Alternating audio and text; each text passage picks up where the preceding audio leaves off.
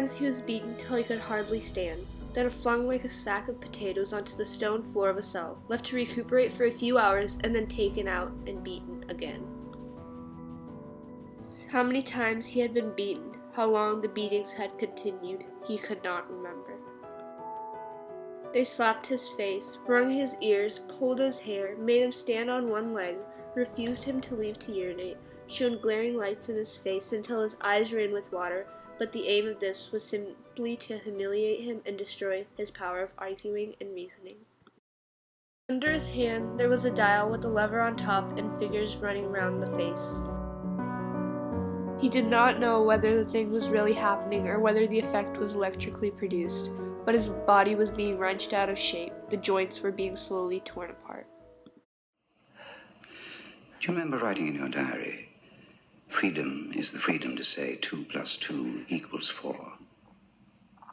Yes. How many fingers am I holding up, Winston? 4. And if the party says there are not 4, but 5, then how many? 5.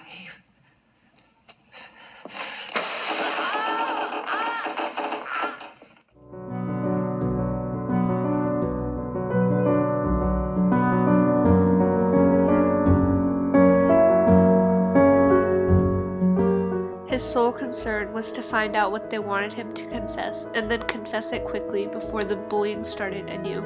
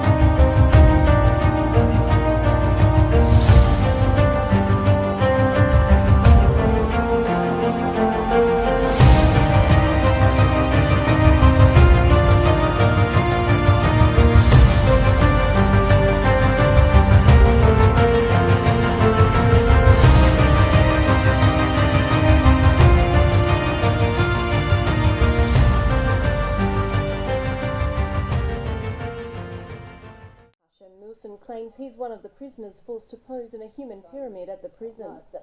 They made us crawl around the floor naked, he says, and rode us like donkeys. Muhsin says he welcomed the US when they liberated Iraq, but now they're getting more like Saddam.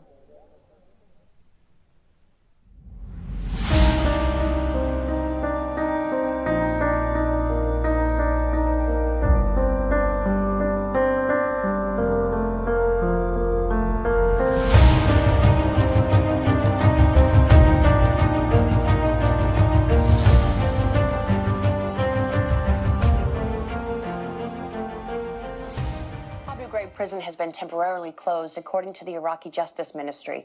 Abu Ghraib's location on the edge of Anbar province has become a hot zone of violence in recent years, prompting the transfer of 2,400 inmates to other high-security prisons in the country.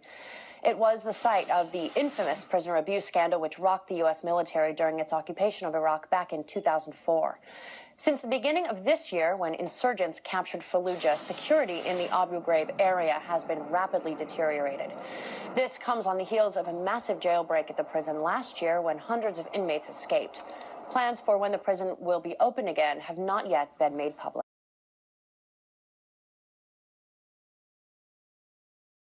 When the story of Abu Ghraib is told, you don't want the book to read Abu Ghraib happened and ... Many of the key players were never held accountable, he said. That's not what you want history books to read.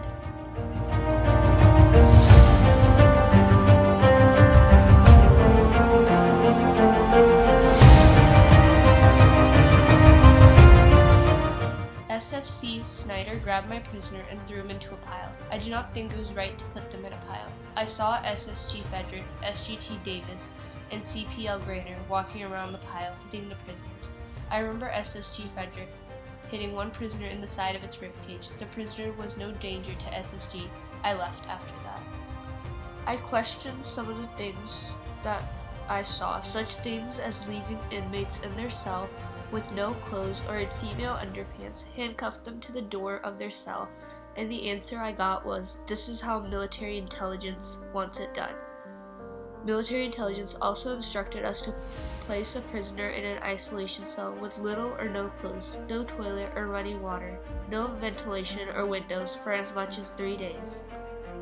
Bobeck also testified that witness had said that Frederick, on one occasion, had punched a detainee in the chest so hard that the detainee almost went into cardiac arrest. Frederick was one of the prison guards. Obama's supposed banning of the CIA's secret rendition programs was also a misnomer, while White House officials insisted that from now on detainees would not be rendered to any country that engages in torture. Rendered detainees were already being sent to countries in the EU that purportedly do not sanction torture, where they were then tortured by the CIA.